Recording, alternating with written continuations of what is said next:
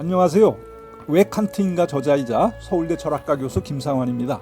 근대인에게 생각한다는 것이 무엇인지 가르쳐준 칸트의 위대한 철학이 여러분에게 잘 전달될 수 있기를 바라면서 이 책의 한 부분을 들려드리겠습니다.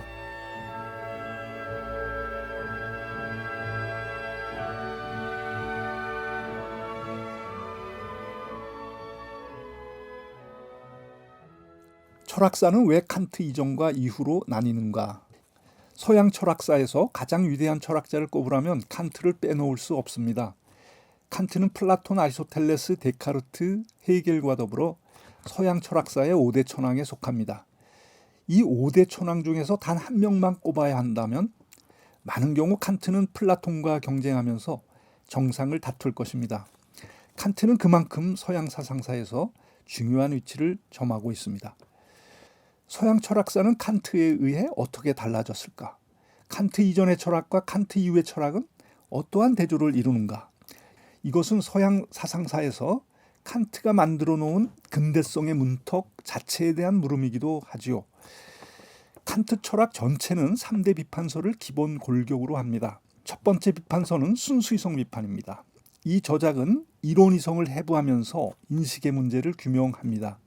두 번째 비판서는 실천이성 비판입니다. 이 저작은 실천이성을 해부하면서 윤리의 문제를 규명합니다. 세 번째 비판서는 판단력 비판입니다. 이 저작은 반성적 판단력이 요구되는 두 영역, 다시 말해서 심미적 체험의 세계와 생명체의 세계를 다룹니다.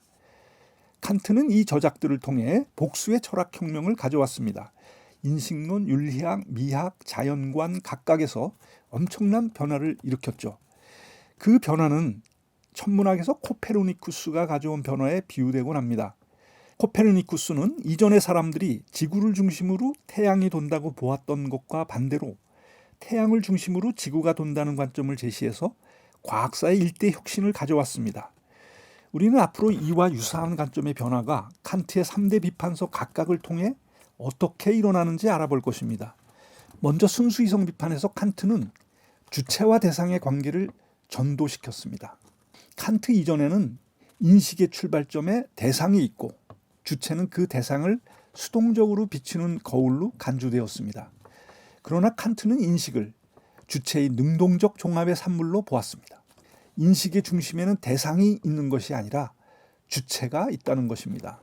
칸트는 인식의 발생 조건을 주체의 내면에서 찾았고 마음에 대한 새로운 모델을 수립하여 근대 과학에 부합하는 인식론을 구축했습니다. 칸트가 제시한 모델은 오늘날의 인공지능이 설정하는 인지 모델과 매우 흡사하여 놀라움을 줍니다. 다음으로 칸트는 실천이성 비판에서 덕윤리를 의무의 윤리로 전도시킵니다. 덕윤리의 중심에는 선 개념이 있고 그 둘레를 도덕법칙이 회전합니다. 반면 의무의 윤리에서는 도덕법칙이 중심을 차지하고 그 둘레를 선 개념이 회전합니다. 덕윤리는 나는 어떻게 살아야 하는가라는 물음에 의해 주도됩니다. 반면 의무의 윤리는 나는 무엇을 해야 하는가라는 물음을 근본으로 합니다. 덕윤리는 고대 윤리를, 의무의 윤리는 근대 윤리를 대변합니다.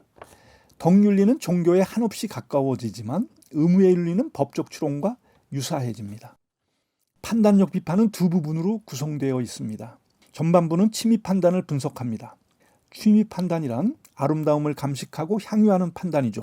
요즘의 말로 바꾸자면 심미적 판단의 일종입니다.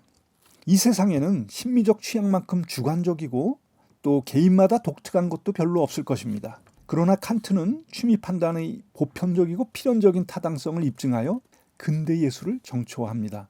판단력 비판 후반부는 유기체가 요구하는 목적론적 판단을 분석합니다. 갈릴레오, 데카르트, 뉴턴에 의해 확립된 근대 과학은 자연현상이 모두 기계론적 법칙에 따른다고 봅니다.